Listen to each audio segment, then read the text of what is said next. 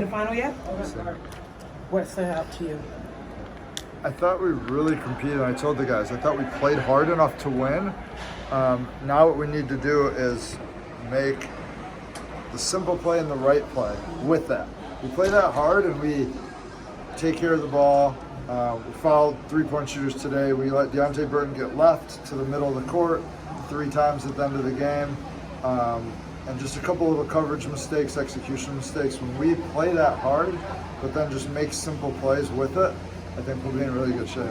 You guys definitely played hard. The first person that comes to mind is Eli Pemberton. What did you make of his game tonight? Yeah, Eli had a really good game, and I think he's been building up to this. He had a good last couple of games in the showcase, and was someone that had a couple of injuries off and on, had pneumonia, and some of that getting his conditioning. But those are the games that we can, count on for Eli.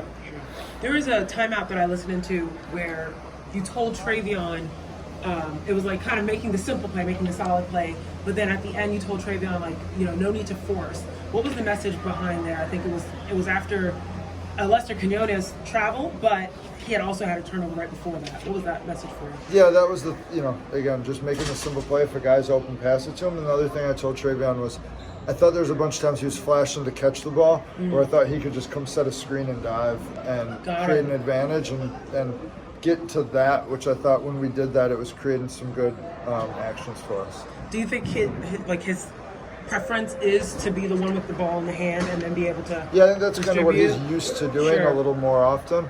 And trying to balance that. We want him doing that. We want him making plays. But I thought today the way the game was, if we could get a couple guys diving and creating someone that that was putting pressure on the rim, that would open some things up for us as well. With your assignment players, Patrick Baldwin Jr. was pretty consistent throughout the game. Ryan Rollins woke up towards the end of the game, knowing that they're up and down. And I believe Patrick Baldwin is probably going to go back. Both of them might go back tomorrow. What was the goal for you tonight as far as their minutes? Yeah, and the Warriors had talked to us about that with their minutes. So we got them right basically where we wanted both of them to be. Yeah. But that does make it a little choppy, especially for Ryan. Being there at 22 minutes, that makes things a little bit harder sometimes, the flow and the rhythm. And then again, they haven't been with us for a while. They haven't practiced with us. And I think it always takes those guys a little bit longer to just get back ingrained in how we play and for those guys to play rather than just sit there and kind of watch or play spot minutes. How have you seen them adjust to this going up and back, up and back? Yeah, I think like anything, as they get more used to it, they adjust. Obviously, Patrick was able to be here yesterday, go up there and have a really solid game. I think both of them can handle that, and I just think that it's when we get some consistency when they're here and with us. We've seen them once in the last 2.5 weeks. So when they are here, I think that's when you see them progress and play their best. What's the status of Ja'Cory and Jerome, and as well as Patrick Spencer? Yeah, we are hoping to have those guys back, potentially not tomorrow. Potentially on the next road trip, we could get 1 or 2 of them back, and we'll kind of go from there. In that last week of the Showcase Cup, you were shorthanded, and some guys that normally weren't starting did see some significant minutes and starts. Guys like Jace, in what ways heading into this opener that kind of helped the cause and guys buying into their roles? And is Jace one of those guys that's more comfortable coming off the bench, or what do you see now some of these guys that normally didn't see a ton of minutes this season? Yeah, Jace, especially when James Wiseman was here, wasn't playing as much. The rest of the games he's played about as much as he did today, but obviously he's been playing well. And again, I think that can be hard sometimes when all of a sudden you don't have, in our case, Ja'Cory, Jerome, Pat, and Ryan, who are 4 kind of primary ball handlers, and they're not with us. So their guys start doing different things, and then having to fit back into playing with those guys. I think some of that can be hard when you don't have as much consistency in their role.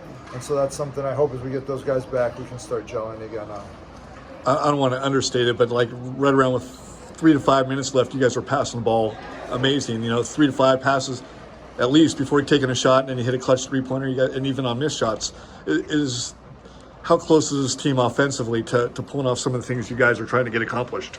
Yeah, that was one of the things I noticed was any possession we kind of over dribbled, or sometimes it was just not passing it right away. Like someone's open, pass it instead of holding it for a second or one extra dribble, kind of slowed us down. And like you said, when we were able to move the ball and get it moving, we're able to kind of create an advantage and play off that advantage from there, and that's when we're at our best.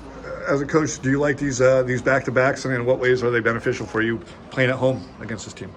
Yeah, we've responded pretty well with back-to-backs, whether we've played the same team or played different teams. This year when we've had back-to-backs, we've split every one, and at Stockton we won them both.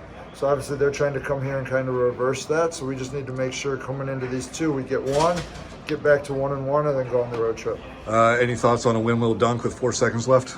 No, I don't really worry too much about that stuff. You think your players care about it? I don't know. We turned the ball over. He got a steal, so go dunk the ball. Like whatever. All right. Good stuff. Thanks, Coach. Yeah, thank you. Good.